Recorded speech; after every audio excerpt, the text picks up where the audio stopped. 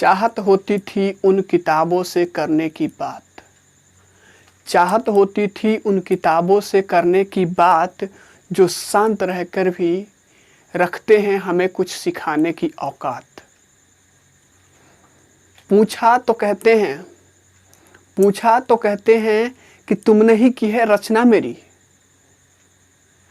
पहचान भी दी है और वजूद भी है तुमसे मेरी। फरमाइश है बना लो अपना मुझे मनमीत, बना लो अपना मुझे मनमीत, सुनाऊंगा अपना तुझे हर गीत। क्लास 10th के respiration in humans, it means respiratory system in humans के इस वीडियो सीरीज में आपका एक बार फिर से स्वागत है। दोस्त, लास्ट क्लासेस तक हम लोगों ने अगर बात किया जाए तो वहाँ तक हम लोगों ने रेस्पिरेशन इन ह्यूमंस में मैकेनिज्म ऑफ ब्रीदिंग तक के कंसेप्ट्स को पूरी तरीके से अच्छे तरीके से जाना, परखा और समझा। आज उसके बाद के टॉपिक को हम लोग कवर करने जा रहे हैं। अगर पीछे टॉपिक अगर वो देखेंगे तो समझ ही जाएंगे। आज हम लोग एक बहुत ही खास टॉपिक, जो रेस्पिरेटरी सिस्टम का जो अहम टॉपिक है, उसको स्टडी करने जा रहे हैं और जिस टॉपिक का नाम है रेस्पिरेटरी सिस्टम इन ह्यूमंस। बिना देर किए चलिए करते हैं आगाज हमें जो पढ़ना है आज। Human respiratory system. अगर ह्यूमन रेस्पिरेटरी सिस्टम की अगर बात कर रहे हैं हम लोग, तो पहली चीज़ आता है कि ह्यूमन रेस्पिरेटरी सिस्टम है क्या चीज़, उसमें कौन कौन से ऑर्गन्स होते हैं और किस तरीके से इनिशिएट करता है, शुरुआत होती है इसकी। तो चलिए हर कंसेप्ट को यहाँ पे कोशिश करेंगे जानने की। हर कंसेप्ट अगर बात करें, अगर इस फिगर को देख रहे होंगे तो समझ ही गए होंगे कि ये किस चीज़ का फिगर है। लास्ट क्लासेस में भी कुछ इस तरह का फिगर था। यहाँ पे जो हम लोग बात कर रहे हैं कि रेस्पिरेटरी सिस्टम मतलब वो सिस्टम्स ह्यूमन बॉडी के अंदर प्रेजेंट वो सिस्टम्स जो रेस्पिरेशन करने में मदद करता है। गौर से सुनिएगा, आप आसानी से लिख भी सकते हैं खुद से। ह्यूमन बॉडी के अंदर या फिर किसी भी ऑर्गेनिज्म के अंदर वो सिस्टम जिसका फंक्शन होता है, मेनली फंक्शन क्या होता है आपका, रेस्पिरेशन में मदद करना, रेस्पिरेशन कराना। मतलब रेस्पिरेशन जो लाइफ प्रोसेसेस है उसको एक्टिवेट कराना, उसको परफॉर्म कराना, जिस सिस्टम का काम है वही उसी को बोलते हैं रेस्पिरेटरी सिस्टम। अगर बात करें ह्यूमन रेस्पिरेटरी सिस्टम की, तो ह्यूमन रेस्पिरेटरी सिस्टम में होते हैं बहुत सारे ऑर्गन्स का कलेक्शन होता है। अगर सक्सेसिव तरीके से जाए, अगर ऊपर से नीचे की तरफ स्टार्टिंग से एंडिंग की तरफ जाए, तो जो यहाँ पे ऑर्गन्स होते हैं उसमें से होता है आपके पास, आपका सबसे पहले होता है नोज में जो होता है नॉस्ट्रिल्स, 2 नॉस्ट्रिल्स होते हैं, आपको पता है। नोज से जब ऊपर जाएंगे आपके तो होगा नसल पैसेज या फिर आपका नसल कैविटी, एक ही चीज़ को बोलते हैं। अगर मतलब इस चीज़ को लिखते चले तो पहली चीज़ होता है हमारे पास नोज में भी होता है नॉस्ट्रिल्स। नोज के नीचे, अगर नोज के आगे जाते हैं तो एक चीज़ होता है नसल पैसेज।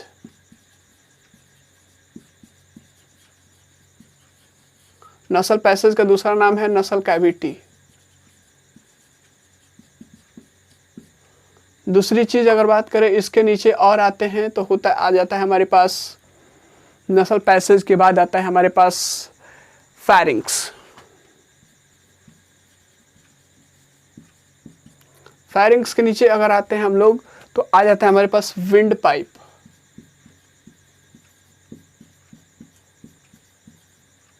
जिसको आप लोग ट्रैकिया भी बोलते हैं।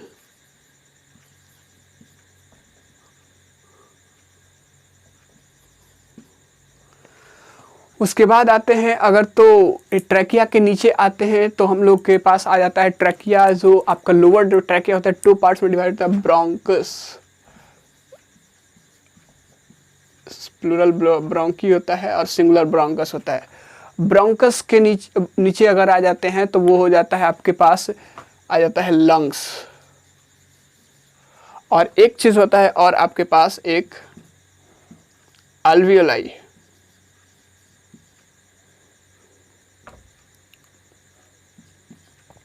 ये सारे के सारे जो होते हैं आपके रेस्पिरेटरी सिस्टम का क्या होते हैं, पार्ट होते हैं। ये सारे, पहला चीज क्या है, नोज, नसल passage, pharynx, wind pipe, bronchi, lungs, alveoli, ये सारे के सारे रेस्पिरेशन में क्या करते हैं, मदद करते हैं। हालांकि सब ऑर्गन्स भी हैं यहाँ पे, जिसमें आपका यहाँ पे अगर यहाँ पे देखेंगे तो ये ब्रोंकी में आप देखेंगे तो ब्रोंक्यूल्स हो जाते हैं, लॉन्ग यहाँ पे, तो ये चीज होता है सारे के सारे चीज। तो एक एक चीज को करते हुए देखते हैं शुरू, स्टेप वाइज प्रोसेस। अगर नोट करने लायक होगा तो वो नोट करते जाइएगा आप लोग।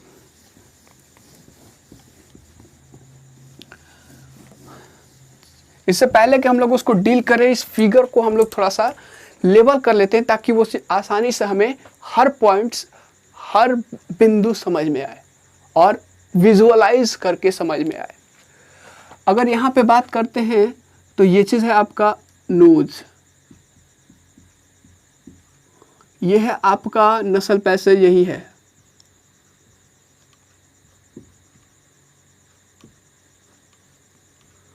इसी को बोलते हैं हम लोग नसल, थोड़ा सा नीचे लिख दिया जाता है,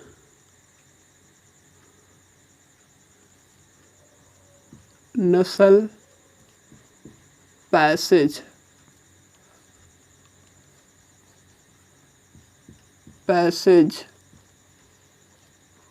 इसी को बोलते हैं नसल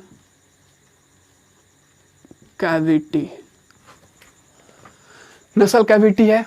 नसल कैविटी से जैसे नीचे आते हैं तो इसको, इस एरिया को बोलते हैं आपका फेरिंक्स।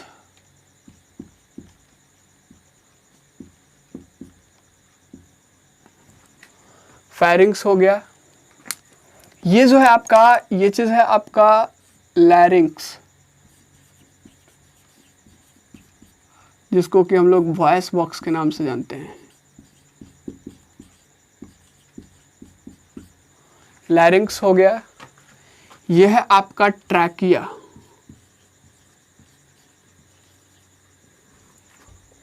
ट्रैकिया जब आगे आता है तो ये चीज़ आपका यहाँ पे, आपकी बात कर ले यहाँ पे, तो ये दोनों, ये जो है आपका इसको तो अच्छे से पता होगा, ब्रोंकी सिंगुलर होता है इसका,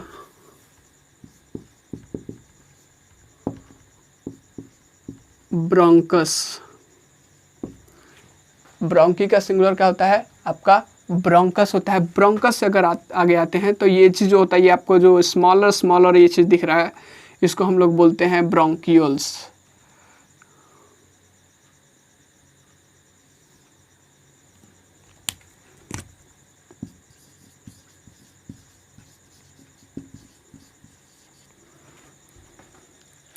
ब्रोंकियोल से नीचे आते हैं तो यहाँ पे देख रहे होंगे एयर सैक लाइक स्ट्रक्चर है। इस एयर सैक लाइक स्ट्रक्चर को बोलते हैं एल्वियोलाई। और ये जो है आपका सबको पता, सबका चहेता, सबका मेन ऑर्गन्स जो है आपका ये है आपका लंग्स। और ये, इसके बारे में हम लोग भली भांति पहले से परिचित हैं। क्या है आपका ये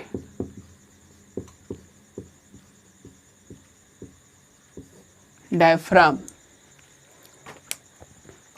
अब हमें समझने में बहुत ज़्यादा आसानी हो जाएगी, सारा का सारा कॉन्सेप्ट इजीली समझ सकते हैं। तो चलिए शुरुआत करते हैं।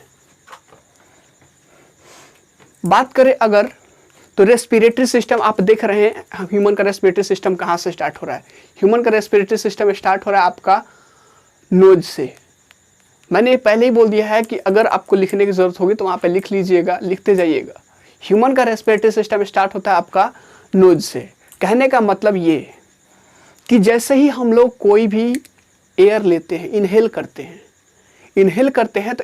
हैं तो क्या होता है कि हमारे नोज में जो नॉस्ट्रिल्स होता है, नॉस्ट्रिल्स यहाँ पे होते हैं, इस नॉस्ट्रिल से होते हुए क्या होता है, आपके नसल पैसेज से गुजरता है।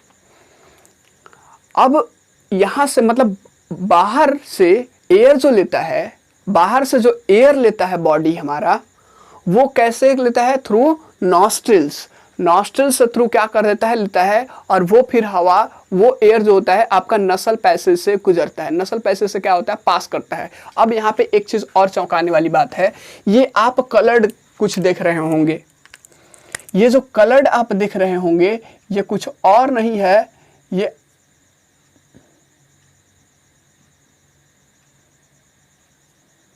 जो कलर्ड आप देख रहे होंगे ये चीज कुछ और नहीं है, बोनी प्लेट है। बोन से बना हुआ एक प्लेट है जो कि क्या करता है, ये थोड़ा सा हार्ड होता है।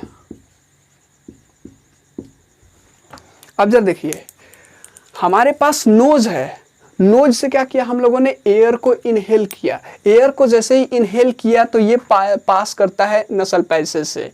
और एक चीज यहाँ पे देखिए, ये आपका जो है, ये अगर बात करें इसकी तो ये है आपका माउथ, ये है आपका माउथ। ये वाला जो पोर्शन है आप देख रहे हैं, ये वाला क्या है, आपका माउथ है। मतलब बोनी प्लेट से नीचे वाला जो पोर्शन ये व्हाइट कलर का दिख रहा है, ये चीज आपका माउथ है और ये आपका नसल पैसेज है। मतलब कह सकते हैं कि जो बोनी प्लेट है, जो बोन से बना हुआ प्लेट होता है, वो क्या करता है, आपको नसल पैसेज को माउथ से क्या करता है, सेपरेट करता है, अलग करता है। और इसी के वजह से ये थोड़ा सा कड़ा होता है, और इसी के वजह से हम लोग खाते वक्त भी सांस ले पाते हैं। अगर ये चीज़ बोनी प्लेट ना होता तो खाते वक्त हम लोग सांस नहीं ले पाते, क्योंकि दोनों एक साथ मिक्स्ड होता। सो बोनी प्लेट का फंक्शन क्या है, it provides us the facility to inhale और to breathe in air even when we are eating. कह सकते हैं इसका फंक्शन हम लोगों ने देख लिया यहाँ पे। It facilitates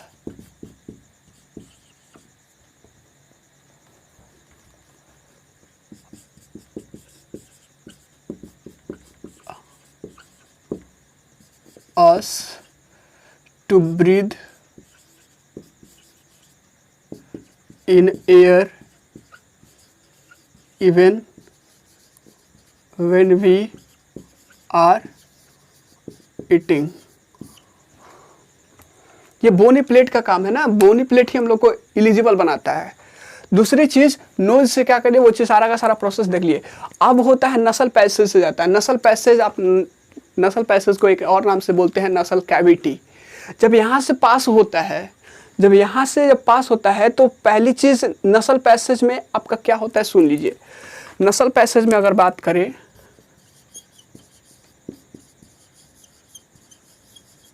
नसल पैसेज में अगर बात करें तो नसल पैसेज में दो चीज होता है, एक तो फाइन हेयर होता है और दूसरी चीज क्या होता है, आपके पास यहाँ पे म्यूकस होता है। फाइन हेयर का काम क्या है, अब ये दोनों का काम क्या है, फंक्शन क्या है। नसल पैसेज में आपका, आपने देखा होगा आपके नसल पैसेज में आपका हेयर्स भी होता है और म्यूकस भी होता है। म्यूकस का नेचर क्या होता है, आपका चिपचिपा होता है, स्टिकी होता है, फ्लूइड होता है। फाइन हेयर का काम क्या है, जैसे ही आपने एयर इनहेल किया, जैसे ही बॉडी बाहर से एयर आपके नोज में इंटर करता है, तो होता क्या है वहाँ पे कि हो सकता है कि उस एयर में आपका डस्ट पार्टिकल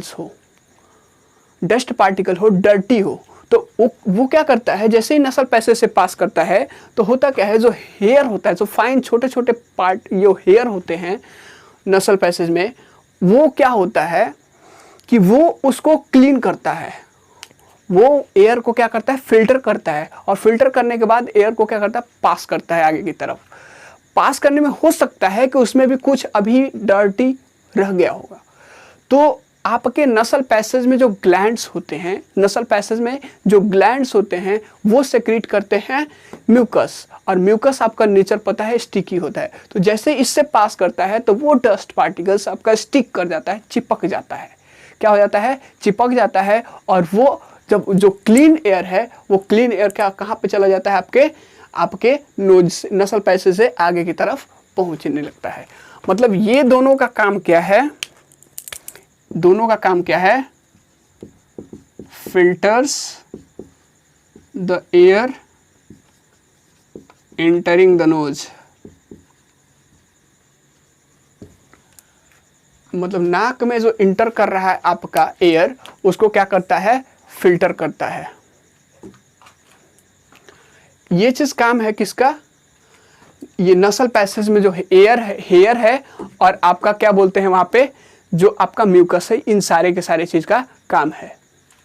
अब इसके बाद हम बात करते हैं, तो नसल पैसेज से जैसे आगे जाता है तो गले का एक हिस्सा को हम लोग बोलते हैं फेरिंक्स। अब फेरिंक्स किसको बोलते हैं, यही चीज क्वेश्चन है। तो फेरिंक्स आपको बोलते हैं गले का वो हिस्सा जो माउथ और विंड पाइप के बीच में होता है, जो माउथ और विंड पाइप के बीच में होता है उसको बोलते हैं आपका क्या, ये फेरिंक्स। अब जरा देखिए इस चीज को, ये वाला जो एरिया है यहाँ पे माउथ है आपका, ये माउथ है, और ये आपका क्या है, ये विंड पाइप है, ट्रैकिया, जिसको हम लोग विंड पाइप के नाम से भी बोलते हैं हम लोग।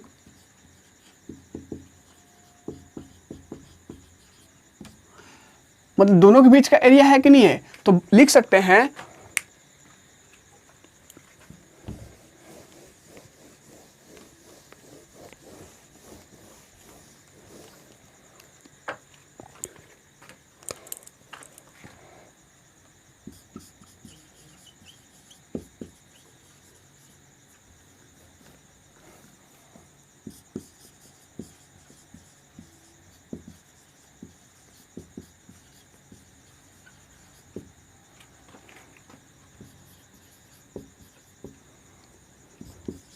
the region of throat between the mouth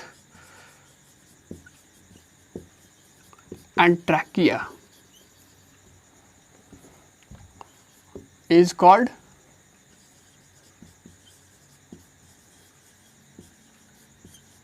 pharynx। Trachea जिसको कि हम लोग विंड पाइप बोलते हैं, विंड पाइप और आपका माउथ के बीच का जो रीजन होता है, गले का जो हिस्सा होता है, उसको क्या बोलते हैं, फेरिंक्स बोलते हैं। मतलब यहाँ से अब नसल पैसेज जो एयर इंटर किया है, अब यहाँ पे इंटर करता है आपके विंड पाइप, ये क्या बोलते हैं, फेरिंक्स में, और फेरिंक्स से इंटर करते हुए पहुँच जाता है आपके पास, वो कहाँ पर पहुँच जाता है, ट्रैकिया के पास पहुँच जाता है। अब ट्रैकिया क्या होता है, ध्यान दीजिए, ट्रैकिया एक ट्यूब है जिसको कि विंड पाइप भी बोला जाता है, और इसके अपर एंड पे ये ट्रैकिया है, ये पूरा का पूरा क्या है, ट्रैकिया है। और ट्रैकिया के जो अपर एंड पे आप देख रहे हैं, ये क्या है आपका, ये है आपका लैरिंक्स जिसको कि वॉइस बॉक्स बोलते हैं। मतलब कि ट्रैकिया के अपर एंड पे, ध्यान दीजिए, ट्रैकिया के अपर एंड पे होता है लैरिंक्स, और लोअर एंड की तरफ बात करते हैं, लोअर एंड पे क्या होता है, लोअर एंड पे जो ट्रैकिया होता है डिवाइड कर जाता है स्मॉलर ट्यूब्स में, स्मॉलर ट्यूब्स जिसको कि बोलते हैं हम लोग, दो स्मॉलर ट्यूब्स में डिवाइड करता है, जिसको बोलते हैं हम लोग ब्रोंकी, सिंगुलर ब्रोंकस और प्लूरल ब्रोंकी। मतलब लिख सकते हैं trachea, the upper end of trachea is called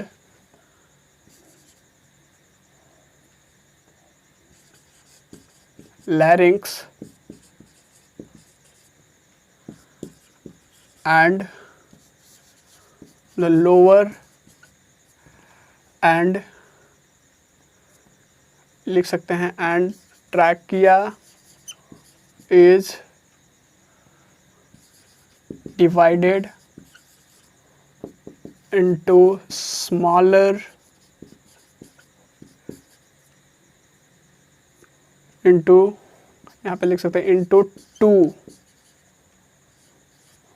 smaller tubes called bronchi,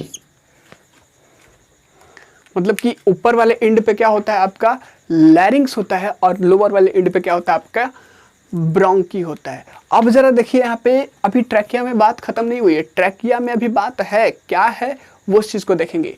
trachea के ऊपर आप देख रहे होंगे, ये कुछ देख रहे होंगे, ये स्ट्रक्चर रिंग लाइक स्ट्रक्चर। ये रिंग लाइक स्ट्रक्चर है क्या? ये रिंग लाइक स्ट्रक्चर क्या है? तो ये है कार्टिलेज, जो कि सॉफ्ट बोन से बना होता है, सॉफ्ट बोन के रिंग से बना होता है, और उसको बोलते हैं क्या? कार्टिलेज। और ये कार्टिलेज जो होता है उसके वॉल्स से, ट्रैकिया के वॉल्स से क्या होता है? अटैच्ड रहता है, ऊपर से अटैच रहता है।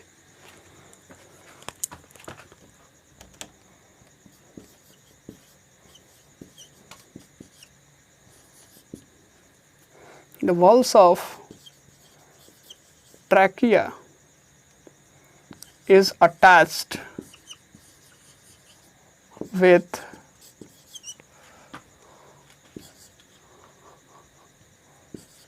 a ring of soft bones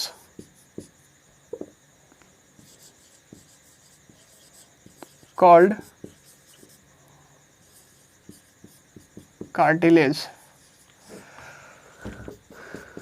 cartilage के क्या होता है? सॉफ्ट बोन से क्या होता है? अटैच रहता है। अब इसकी वजह से क्या होता है, क्वेश्चन आता है आपके क्लास 10th के बोर्ड के एग्जाम्स में भी ये क्वेश्चन आया हुआ है, आपके क्या बोलते हैं फॉर्मेटिव असेसमेंट में भी आता है कभी कभी क्वेश्चंस, ये अक्सर पूछा जाता है, सप्लीमेंट्री एग्जाम्स में भी पूछा जाता है, और प्री बोर्ड के एग्जाम्स में भी ये क्वेश्चन आता है कि अगर ट्रैकिया के वॉल्स, ट्रैकिया के जैसे ट्यूब में अगर आपका विंड या फिर एयर जब इंटर नहीं करता है, मतलब जब वहाँ पे एयर नहीं होता है, तो वो कोलैप्स क्यों नहीं करता है? कोलैप्स करने का मतलब आप समझिए कि एक पाइप होता है, देखे होंगे इरिगेट करने वाला, किसी सिंचाई करने वाला जो पाइप होता है आप देखे होंगे, जब उसमें पानी रहता है तो वो चीज़ पूरी तरीके से फुला हुआ रहता है, मतलब एक दूसरे का ये चीज़ अगर है तो ये वाला इसके साथ कांटेक्ट, ये टच नहीं होता है क्योंकि बीच में पानी होता है। लेकिन जब पानी नहीं रहता है तो दोनों के दोनों चिपट जाता है। तो वही चीज़ कह रहा है कि इसके वॉल्स क्यों नहीं वो चिपटते हैं, क्यों नहीं कोलैप्स करते इस तरीके से? तो इसका एक सिंपल सा जवाब है कि क्योंकि इसका जो वॉल्स है, इसका जो वॉल्स है आपका क्या होता है? कैपिलरी, ये क्या बोलते हैं, कार्टिलेज से ज्वाइंटेड रहता है, कार्टिलेज से एसोसिएटेड होते हैं, और जिसकी वजह से वो आपका कोलैप्स कर नहीं पाता है। मतलब कह रहा है, क्वेश्चन आता है व्हाई द वॉल्स ऑफ कैपिल, ये trachea do not collapse, does not collapse even when there is no air in the trachea.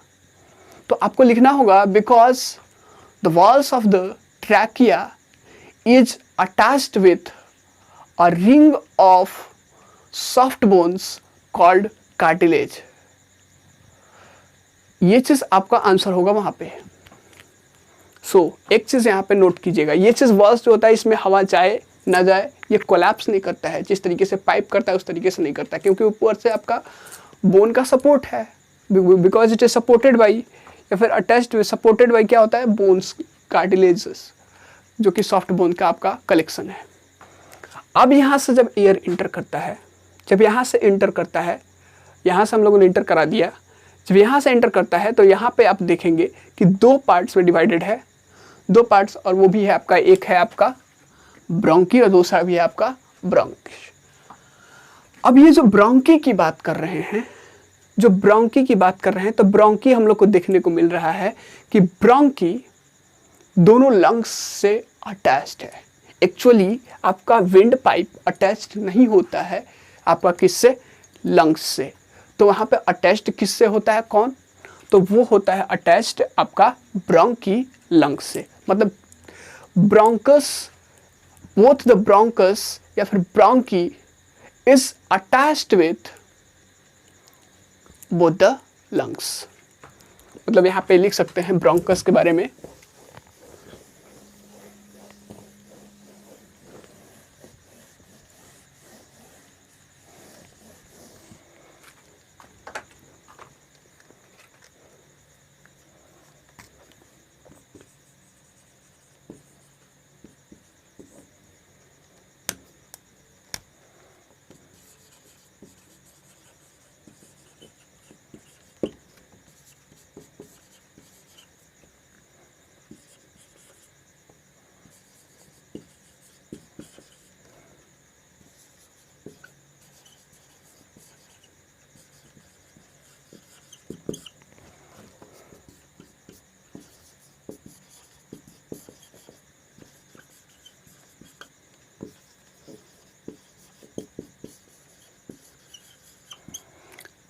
ये इट आया है आपके ब्रोंकी के लिए। ब्रोंकी क्या है? लोअर एंड होता है किसका? ट्रैकिया का।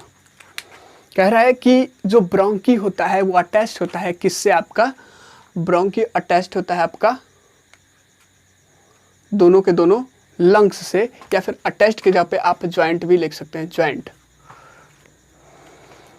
अब यहाँ पे क्या हुआ, जब यहाँ से एयर इंट आ रहा है तो यहाँ से होते हुए इधर जाएगा, आपके कुछ इधर जाएगा। अब देखिएगा क्या ब्रोंकिस में भी क्या होता है, ब्रोंकी प्रत्येक लंग्स में, एवरी लंग्स में आप देखेंगे ब्रोंकस जो होता है फाइन, ये फर्दर स्मॉल इसका क्लासिफिकेशन हुआ है, डिवीजन हुआ है। मतलब अब ब्रोंकस जो था आपका वो फिर यहाँ पे पतला पतला ट्यूब्स में क्या हो गया है, डिवाइड हो गया है। अगर अच्छे से आप देख रहे हैं तो यहाँ पे देख रहा होगा कि ये जो ब्रोंकी है, अगर आपको मैं दिखाने की कोशिश करूँ, ये जो ब्रोंकी है आपका, ये चीज़ अगर आगे देखिए तो ये चीज़ आपका पतला पतला, ये चीज़ इस तरीके से ब्रांचिंग शेप में डिवाइडेड है। तो इसको क्या हम लोग बोलते हैं, तो इसको बोलते हैं ब्रोंक्यूल्स। ब्रोंक्यूल्स किसको बोलते हैं, आप यहाँ पे लिख सकते हैं, एक और पॉइंट्स हम लोग लिख सकते हैं, in the lungs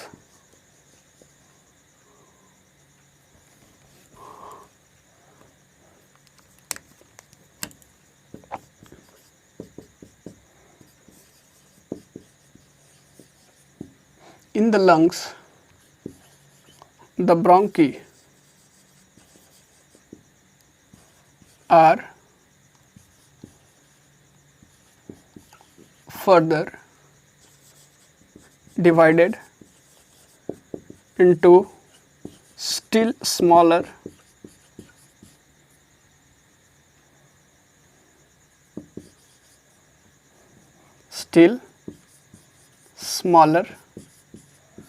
tubes called, क्या बोलते हैं उसको, ब्रोंकियोल्स। ये ब्रोंकियोल्स में क्या हो जाता है आपका, डिवाइडेड हो जाता है। दोनों में, दोनों के दोनों लंग्स में ये चीज़ देखने को मिलता है हम लोग को। अब होगा क्या यहाँ पे कि अब एक चीज़ और आपको दिख रहा होगा कि ब्रोंकियोल्स हमने देख लिया, ये जो स्मॉलर स्मॉलर ब्रोंकियोल्स होता है, ब्रोंकियोल्स के एंड पे, ब्रोंकियोल्स के एंड पे क्या है, एक एयर सैक, ये एयर सैक लाइक स्ट्रक्चर है, पाउच लाइक स्ट्रक्चर है, air sac. There is a pouch like air sac, there is a pouch like air sac present at the end of the smallest bronchioles called alveoli. इसको क्या बोलते हैं हम लोग, alveoli. जो कहाँ पे अटैच होता है, स्मॉलेस्ट जो होता है ना, सबसे छोटा जो आपका होता है ये चीज़ ब्रोंकियोल्स, उससे अटैच्ड होता है। मतलब ये चीज़ रहा आपका ब्रोंकियोल्स के बारे में। मतलब हमारा हवा, ये जो एयर हम लोगों ने इनहेल किया है वो कहाँ पे पहुँच गया, ब्रोंकियोल्स तक पहुँच गया। अब ब्रोंकियोल्स से कहाँ पहुँचेगा, एल्वियोलाई तक पहुँचेगा। देखिए क्या होता है,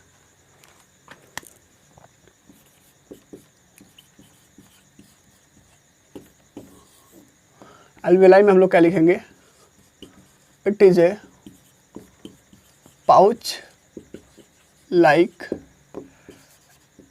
air sacs present at the smallest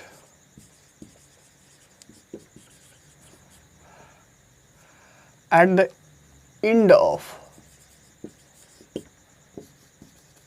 smallest bronchioles।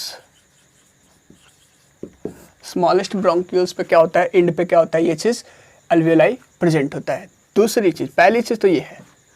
अब एल्वियोलाई के चारों तरफ, एल्वियोलाई के चारों तरफ ये जो इधर देख रहे हैं, ये एरिया जो दिख रहा है, हम लोगों ने कम दिखाने की कोशिश की है ताकि वो आसानी से विजिबल हो सके। अभी बहुत ज़्यादा हो चुका है ये भी, और कम दिखाना चाहिए था ताकि वो चीज़ आसानी से क्या हो जाए, विजिबल हो सके। अब इसके लिए हम लोग को क्या करना है, अब इसके जो एल्वियोलाई है, इसके चारों तरफ बहुत सारे फाइनर फाइनर आपके ब्लड कैपिलरीज होते हैं जिसमें ब्लड फिल्ड होता है, और ये जो इसके वॉल्स होते हैं ये एल्वियोलाई का, वो बहुत थिन होता है। तो walls of alveoli are very thin.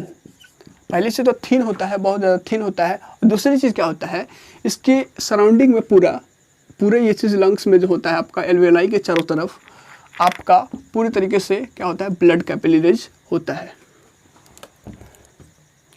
यहाँ से एक चीज़ हम लोगों को देखने को मिला, alveoli are surrounded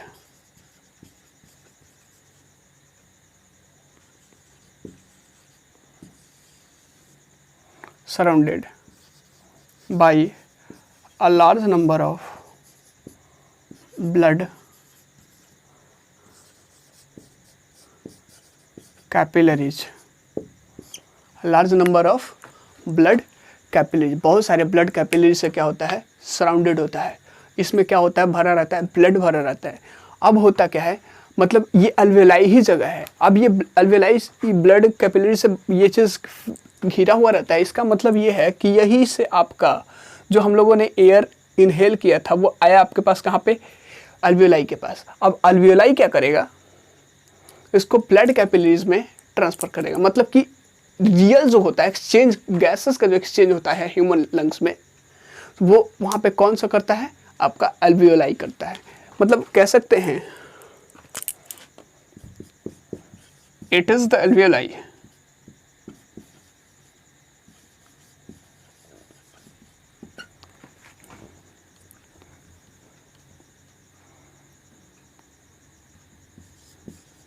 from where exchange of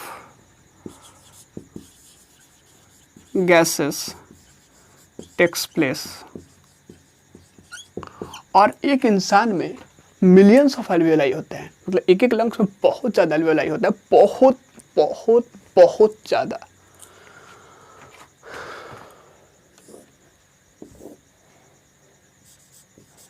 Alveoli are present in very large number in the lungs।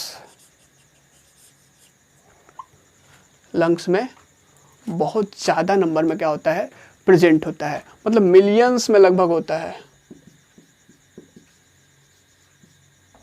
Millions में लगभग होता है। अब ज़रा सोचिए, बहुत ज़्यादा स्पेस हो जाता है। कहा जाता है कि अगर अल्वेओलाई जो होता है, अल्वेओलाई को अगर अनफोल्ड कर देते हैं, सारे के सारे अल्वेओलाई को अनफोल्ड कर देते हैं, तो जो एक टेनिस होता है ना, टेनिस गेम, टेनिस का जितना कोर्ट होता है जिस पे टेनिस खेला जाता है, उसका जितना आपका एरिया होता है उतना एरिया कवर कर लेगा लगभग।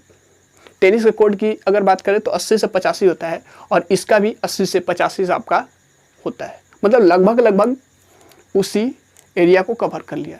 80 से 85 मीटर स्क्वायर के एरिया को क्या कर लेता है, कवर कर लेता है।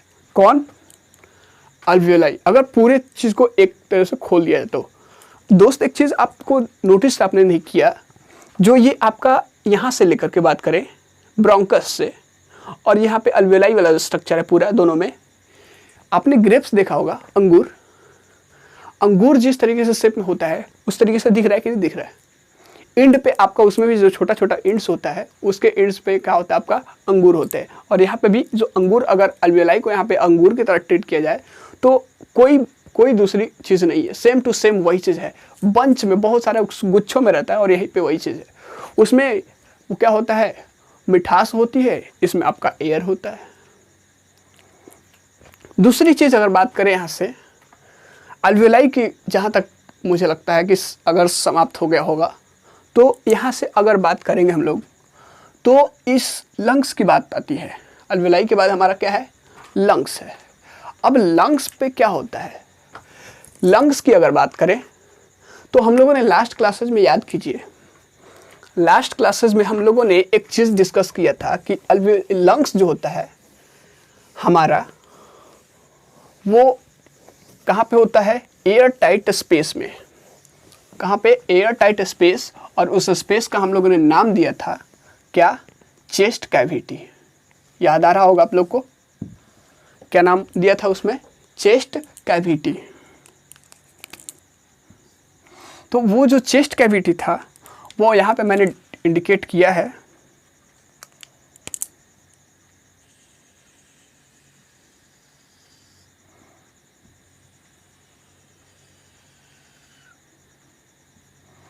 ये जो आप देख रहे हैं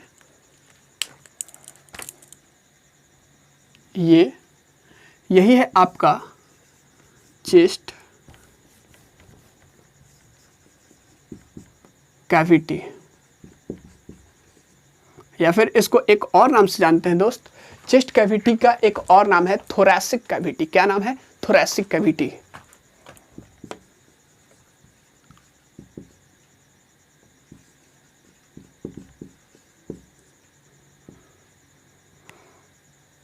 याद रखिएगा हमेशा, चेस्ट कैविटी का दो नाम है और दूसरा नाम है आपका थोरैसिक कैविटी। हम लोगों ने देखा था कि ये जो चेस्ट कैविटी है वहाँ पे हम लोगों ने डिस्कस कर लिया था, भी लिया था कि चेस्ट क्या है? एक एयर टाइट स्पेस है जिसमें हमारा लंग्स क्या होता है? इनक्लोज्ड होता है, प्रोटेक्टेड होता है। दूसरी चीज, दूसरे सिरे की तरफ बात कर रहे हैं, जो चेस्ट कैविटी होता है, चेस्ट कैविटी की अगर फ्लोर की बात करें तो वहाँ पे हम लोगों ने देखा था डायफ्राम होता है जो कि मस्कुलर होता है, मसल से बना हुआ होता है, मसल सीट से बना होता है डायफ्राम। और ये डायफ्राम क्या होता है? एक सेपरेशन होता है किसके किसके बीच में? चेस्ट कैविटी को एब्डोमिनल कैविटी से क्या करता है? सेपरेट करता है। अब एब्डोमिनल कैविटी मत पूछिएगा कि क्या होता है, क्योंकि हम लोगों ने ह्यूमन डाइजेशन में, ह्यूमन डाइजेस्टिव सिस्टम में वहाँ पे एब्डोमिनल कैविटी देखा था।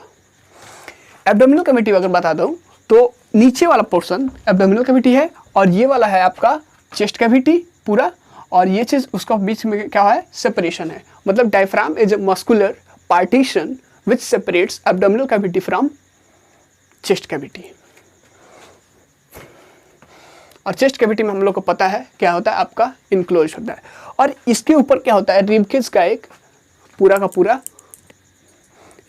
पूरा ये रिब्स का एक पूरा केज होता है जिसको बोलते हैं हम लोग रिब केज। इसके अंदर इनक्लोज होता है। मतलब कि अगर आप थोड़े से गिर भी जाते हैं कहीं से, मतलब थोड़ा सा ज़्यादा चोट भी लग जाती है, तो आपके लंग्स क्या होते हैं? अनअफेक्टेड होते हैं, क्योंकि वो बहुत ज़्यादा प्रोटेक्टेड होते हैं, बहुत ज़्यादा प्रोटेक्टेड होते हैं, डेलिकेट होते हैं, इसलिए उनको प्रोटेक्टेड किया जाता है। दूसरी चीज़ अगर बात करें तो यहाँ पे वो अभी जो मैंने बोला ये सारा का सारा चीज़ पिछले क्लास में हम लोगों ने देख लिया। अब यहाँ पे बोले लंग्स जो होता है, लंग्स के ऊपर एक बहुत पतला मेम्ब्रेन होता है जो उसको क्या करता है? थोड़ा सा प्रोटेक्शन प्रोवाइड करता है। उस मेम्ब्रेन का नाम क्या है? प्लूरा। इसको लिख लेंगे हम लोग,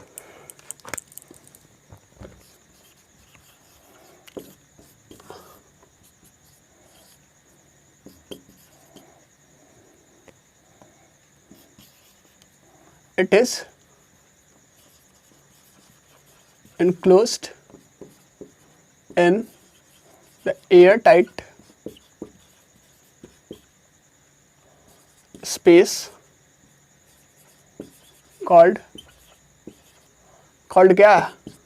चेस्ट कैविटी। आप यह लिख दीजिएगा चेस्ट कैविटी या फिर थोरैसिक कैविटी। दूसरी चीज़ यहाँ पे पॉइंट नोट करने की बात है, it is covered by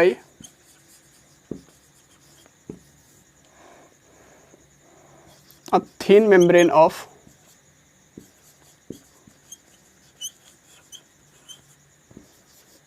pleura।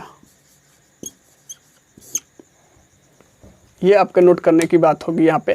Pleura से क्या होता है? कनेक्ट, ये कवर्ड होता है। डायफ्राम की अगर लिखना होगा तो लिख लीजिए यहाँ पे, डायफ्राम क्या होता है? It is a muscular separation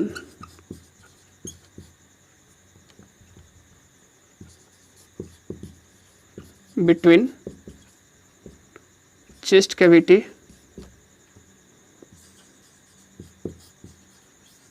and abdominal cavity। Chest cavity और एब्डोमिनल कैविटी के बीच में क्या होता है? एक सेपरेशन होता है। अब यहाँ पे लगभग हम लोगों ने, जहाँ तक लग रहा है कि पूरा का पूरा कॉन्सेप्ट्स जो आपके ऑर्गन से रिलेटेड है, सारे के सारे चीज़ हम लोगों ने देख लिया है। मतलब हमारे पास आ गए यहाँ पे। और ब्रीदिंग कैसे करते हैं, ब्रीदिंग किस तरीके से करते हैं, वो सारे के सारे हम लोगों ने तो लास्ट क्लास में देखा है। अब हम लोग देखेंगे कि किस तरीके से आपका रेस्पिरेशन का जो प्रोसेस, होल प्रोसेस है वो होता है। अभी तक ऑर्गन्स के बारे में हम लोग देख रहे थे, किस तरीके से कहाँ पे आया। हम लोगों ने यहाँ तक एयर को ला के छोड़ दिया है। सो वहाँ से हम लोग कंटिन्यू करेंगे। दोस्त, अगर लास्ट क्लासेस वाला अगर आपने क्लासेस अटेंड नहीं किया है या फिर वो वीडियो आपने नहीं देखा है, तो एक रिक्वेस्ट, इसको देखने से पहले उसको ज़रूर देख लीजिए, क्योंकि अब मैं जो स्टार्ट करने जा रहा हूँ वो पूरी तरीके से डेडिकेटेड है उस पार्ट से, एसोसिएटेड, बहुत ज़्यादा एसोसिएटेड है उस पार्ट से। अगर वो चीज़ आपने नहीं देखा, वो समझा नहीं, तो इसमें आपको थोड़ा सा परेशानी हो सकती है। सो चलिए शुरू करते हैं उसको। अब होता क्या दोस्त यहाँ पे कि जैसे ही एयर यहाँ से इंटर करता है, जैसे ही यहाँ से एयर इंटर करता है, चूँकि पहले से तो हम लोगों ने देखा है कि यहाँ पे मिलियंस ऑफ एल्वियोलाई होता है, और मिलियंस ऑफ एल्वियोलाई होने की वजह से क्या होता है, आपका सरफेस एरिया इंक्रीज कर जाता है, ताकि बहुत ज़्यादा होते हैं एल्वियोलाई तो सरफेस एरिया इंक्रीज कर जाएगा ना, एक्सचेंज ऑफ गैसेज, बहुत ज़्यादा गैसेज का एक्सचेंज एक बार में हो जाएगा। सो मतलब कह सकते हैं the presence of millions of alveoli increases the surface area for the exchange of gases. इस चीज़ को लिख भी सकते हैं, the presence of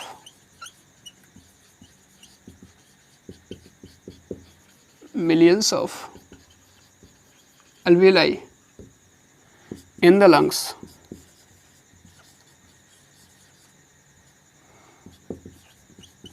maximize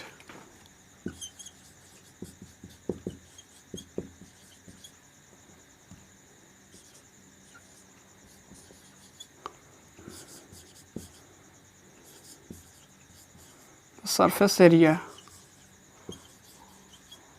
due to which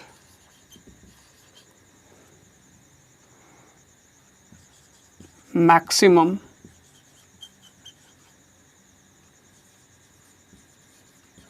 gases are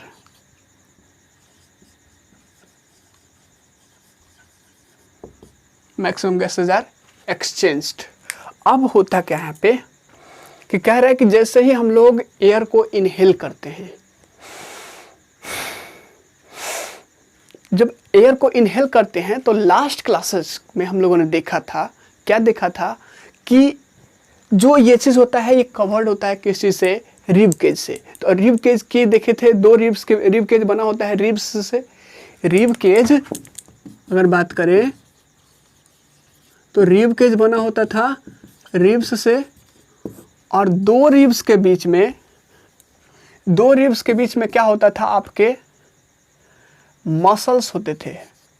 मतलब कि इस तरीके से अगर इसको लंग्स एसोसिएट कर लिया जाए तो यहाँ पे हम लोगों ने देखा था क्या,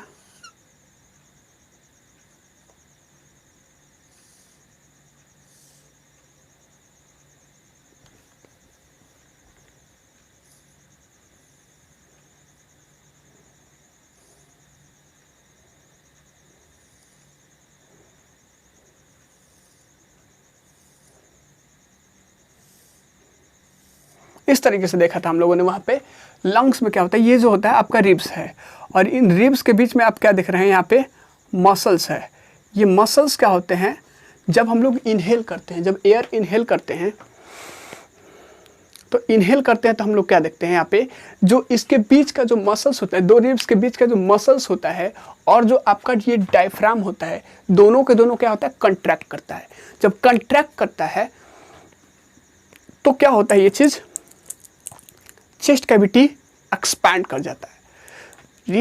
रिब्स के बीच का जो मसल्स होता है और आपका डायफ्राम जब कंट्रैक्ट करता है तो कंट्रैक्ट करने की वजह से क्या हो जाता है, आपका जो आपका चेस्ट कैविटी होता है एक्सपैंड कर जाता है। और एक्सपैंड कर जाता है तो ज़रा होता क्या है यहाँ पे, अब जरा सुनिए कि जब चेस्ट कैविटी एक्सपैंड कर जाएगा तो होगा क्या, जो एयर टाइट था उसका प्रेशर जो होता है कम हो जाएगा कि नहीं हो जाएगा। जगह ज़्यादा हो गया तो प्रेशर कम हो जाएगा ऑटोमेटिक। जब प्रेशर कम हो जाएगा तो यहाँ से जो लंग इसमें जो एयर आ रहे हैं थ्रू ट्रैक या विंड पाइप आपके ब्रोंकी, तो ये चीज़ क्या हो जाएगा, इसका यहाँ पे तो प्रेशर बहुत ज़्यादा है, तो प्रेशर बहुत ज़्यादा है तो ये चीज़ क्या होता है, बहुत तेज़ी से क्या होंगे यहाँ पे इंटर करेंगे, कहाँ पे, अल्वियोलाई में, और अल्वियोलाई को क्या कर देंगे, फिलअप कर देंगे, भर देंगे। मतलब कह सकते हैं व्हेन वी इनहेल एयर या फिर व्हेन वी ब्रीथ इन, इसको थोड़ा सा इधर लिख लेते हैं,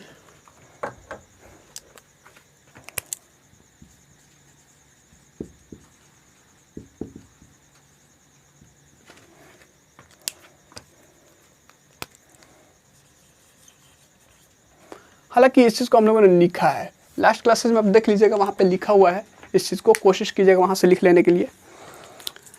मतलब जब हम लोग हवा ले रहे हैं, जब हम लोग एयर को इनहेल कर रहे हैं, जब ब्रीथ इन कर रहे हैं, तो हो क्या रहा है, हमारे लंग्स के ऊपर, हमारे लंग्स में जो लंग्स के ऊपर जो चेस्ट कैविटी है, चेस्ट कैविटी के भी जो आपके ऊपर से जो कवरिंग है आपका रिबकेज का, रिबकेज में जो रिब्स होते हैं, उन रिब्स के, इसको रिब्स यहाँ पे जो मैंने दिखाया था, यहाँ पे रिब्स के बीच का जो मसल्स होता है, वो मसल्स क्या हो जाता है, मसल्स और आपका यह डायफ्राम दोनों के दोनों क्या हो जाता है, कंट्रैक्ट करता है। जो कंट्रैक्ट करेगा तो होगा क्या यहाँ पे कि आपका चेस्ट कैविटी क्या हो जाएगा, एक्सपैंड कर जाएगा।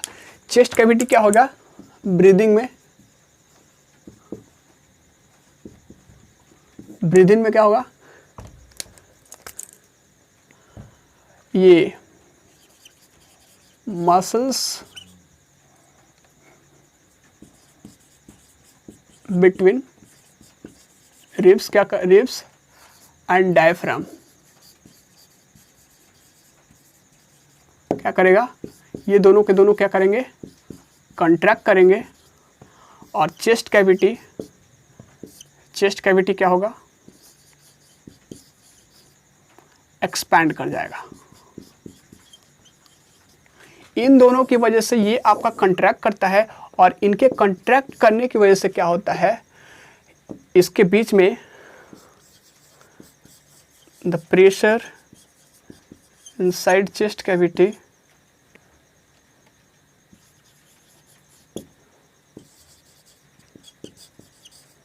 becomes लो, प्रेशर क्या हो जाता है, कम हो जाएगा। जब प्रेशर कम हो जाएगा तो जो बाहर से एयर आ रहे हैं आपके लंग्स में, वो ये रसेज कर जाते हैं आपके कहाँ पे, आपके एल्वियोलाई में, ट्रैकिया, विंड पाइप, ये चीज़ होते हुए, ब्रोंकी होते हुए आपका क्या होगा, बहुत तेज़ी से आएंगे, क्योंकि वहाँ पे जो प्रेशर कम होता है, प्रेशर वहाँ पे ज़्यादा होता है, जिसकी वजह से वो बहुत तेज़ी से यहाँ पे इंटर करेंगे। अब ये एयर जो है इंटर कर गया आपके अल्वियोलाई के पास। अब अल्वियोलाई को हमने देखा कि उसके चारों तरफ सराउंडिंग किस चीज़ का है, आपका किस चीज़ का सराउंडिंग, तो सराउंडिंग है आपका वहाँ पे ब्लड कैपिलरीज का। तो ब्लड कैपिलरीज अब जरा बताइए कि डिफ्यूज़न आपने प्रोसेस पढ़ा था, एयर किस में ज़्यादा है, एल्वियोलाई में, और बाहर ब्लड में आपका जो कैपिलरीज में जो ब्लड है, उस ब्लड में आपका एयर नहीं है, अगर है भी तो बहुत कम, और वो भी बहुत कम इसी में से आया है। तो ज़्यादा ये ब्लड में एयर कम है, ब्लड कैपिलरीज में जो ब्लड है उसमें एयर कम है और इसमें एयर ज़्यादा है, तो यहाँ से डिफ्यूज़न किधर से होगा, higher concentration to lower concentration. और हायर कंसंट्रेशन किस में है आपका ऑक्सीजन का, तो ऑक्सीजन का हायर कंसंट्रेशन है आपके अल्वियोलाई में हायर कंसंट्रेशन है, और वहाँ पे क्या है, लोअर कंसंट्रेशन। मतलब लिख सकते हैं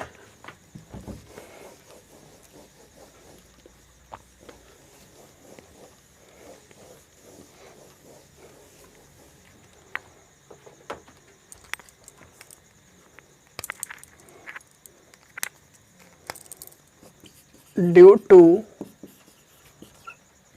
the higher concentration of oxygen in alveoli, it diffuses into the blood capillaries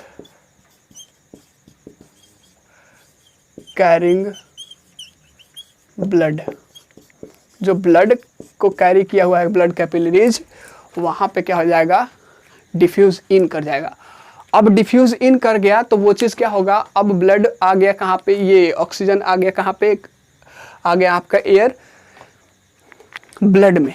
अब ब्लड में क्या होता है, वो ब्लड क्या करता है, ट्रांसपोर्ट कर देता है बॉडी के एवरी सेल्स एवरी पार्ट तक। अब एवरी पार्ट में क्या होता है कि आपका डाइजेस्टेड भोजन होता है, डाइजेस्टेड फूड होता है हर सेल में, हर सेल में डाइजेस्टेड फूड होता है। तो डाइजेस्टेड फूड के साथ क्या हो जाता है आपका, ये चीज़ मिक्स हो जाता है। याद कीजिए ह्यूमन डाइजेस्टिव सिस्टम, न्यूट्रिशन याद कीजिए, वहाँ पे सारा का सारा प्रोसेस समझ में आएगा। अब वहाँ पे क्या होता है कि जब वहाँ पे पहुँच जाता है तो वहाँ पे रेस्पिरेशन होता है। भोजन के साथ जब आपका क्या हो गया, ये चीज़ हो जाए मिक्स हो जाता है, तो वहाँ पे क्या होगा, रेस्पिरेशन होगा। और रेस्पिरेशन होगा तो वहाँ से क्या होगा, एनर्जी रिलीज होगा, और उसके साथ साथ बाई प्रोडक्ट के रूप में आएगा आपका कार्बन डाइऑक्साइड। अब कार्बन डाइऑक्साइड क्या होगा, फिर वहाँ से कार्बन डाइऑक्साइड, अब देखिए कार्बन डाइऑक्साइड की मैक्सिमम किस में है, आपका ज़्यादा किस में है, तो कार्बन डाई मैक्सिमम होता है आपके किस में, तो आपके सेल्स में रेस्पिरेशन के बाद। तो वहाँ से क्या होगा, डिफ्यूज आउट होगा और वो जाएगा किस में, ब्लड कैपिलरीज में। ब्लड कैपिलरीज में जाकर के फिर वहाँ से पहुँचेगा, फिर वापस आएगा अल्वेओलाई के पास, फिर वापस आएगा कहाँ पे, अल्वेओलाई के पास। अब जरा देखिए यहाँ पे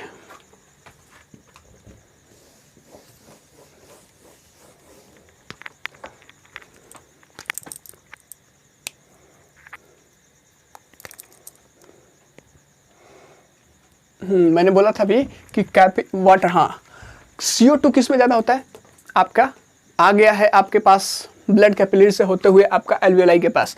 अब उस समय जब हम लोग ब्रीथ आउट करते हैं,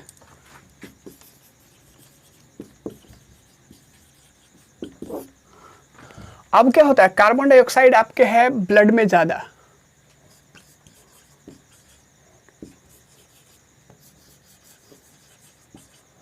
higher concentration of CO2 in blood capillaries carrying blood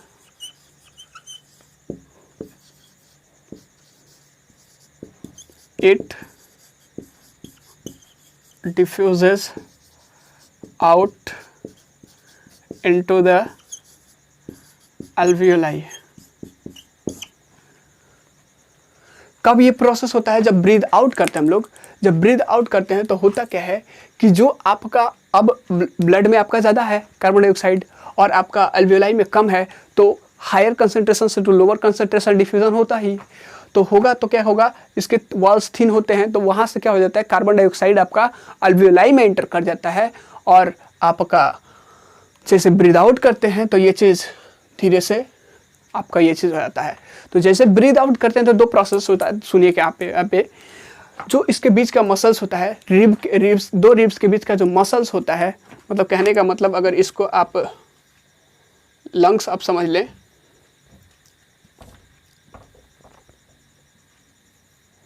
अगर लंग्स समझ लें और इसको आप रिब्स समझ लें, तो इन रिब्स के बीच का जो मसल्स है ये जो मसल्स है, ये चीज़ क्या हो जाता है, रिलैक्स करता है। ब्रीद आउट करते हैं जैसे ही, तो ये क्या करता है, रिलैक्स करता है, और आपका जो डायफ्राम होता है वो भी आपका क्या होता है, रिलैक्स करता है। दोनों रिलैक्स करने की वजह से क्या होता है, इसका जो साइज हो जाता है डिक्रीज हो जाता है। साइज क्या हो जाता है, डिक्रीज हो जाता है। चेस्ट कैविटी स्मॉलर हो जाता है, और जब जैसे स्मॉलर होता है तो उस एयर को क्या करता है, कार्बन डाइऑक्साइड कंटेनिंग एयर को क्या करता है, पुश आउट कर देता है, और पुश आउट करके क्या कहाँ पे भेज देता है, बॉडी से बाहर। वो आपका ट्रैकिया, आपका फेरिंक्स, नसल पैसेज से होते हुए, नॉस्ट्रिल से होते हुए आपके बॉडी से बाहर निकल जाता है। मतलब यहाँ पे एक पॉइंट और लिखेंगे हम लोग, जो कि वहाँ पे देखा था हम लोगों ने ब्रीद आउट में दो चीज प्रोसेस हो रहा है, क्या है? Muscles between ribs and diaphragms, क्या हो रहा है? दोनों रिलैक्स हो रहा है। जब रिलैक्स हो रहा है तो आपका बॉडी जो होता है, बॉडी में जो चेस्ट कैविटी होता है, इसकी वजह से चेस्ट कैविटी पे क्या अंतर पड़ता है? इसकी वजह से चेस्ट कैविटी पे क्या अंतर है? तो chest cavity becomes smaller. Smaller जब हो जाएगा तो प्रेशर बढ़ जाएगा, स्मॉलर जब होगा तो प्रेशर बढ़ जाएगा। जैसे प्रेशर बढ़ेगा तो आपका जो लंग्स पे इफेक्ट डालेगा और लंग्स से जल्दी से क्या करेगा? पुश आउट करेगा एयर को, जो कार्बन डाइऑक्साइड कंटेनिंग एयर है उसको क्या करता है? बॉडी से बाहर निकालने की कोशिश करेगा और वो उस प्रोसेस से निकल जाएगा जिस प्रोसेस आपका ऑक्सीजन और एयर इंटर किया था आपका बॉडी के अंदर। सो ये रहा पूरा का पूरा प्रोसेस ह्यूमन रेस्पिरेटरी सिस्टम। जो भी पॉइंट्स मैंने नहीं लिखे हैं वो पॉइंट्स मैंने डील कर दिए हैं, वो सारे के सारे आप लिख लीजिएगा और उम्मीद करता हूँ ह्यूमन रेस्पिरेटरी सिस्टम आपको पूरी अच्छे तरीके से समझ में आई होगी। कैसा लगा ये चीज़ आप जरूर नीचे लिखेंगे। So it's all for today. Thank you class, have a nice day, stay healthy, stay live.